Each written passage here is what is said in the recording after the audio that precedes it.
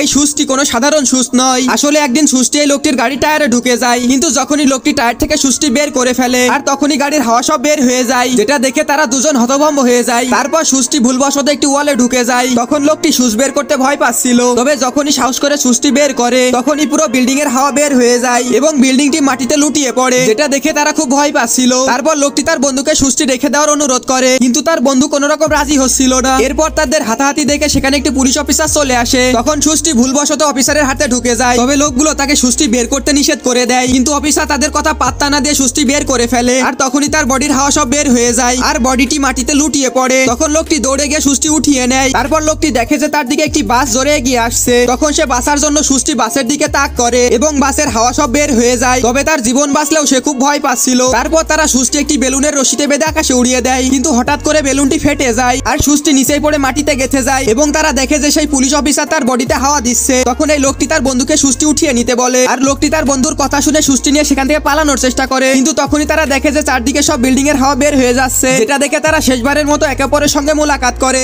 বন্ধুরা, পার্ট 2 দেখার জন্য ভিডিওতে একটি লাইক করুন এবং চ্যানেলটিকে সাবস্ক্রাইব করুন।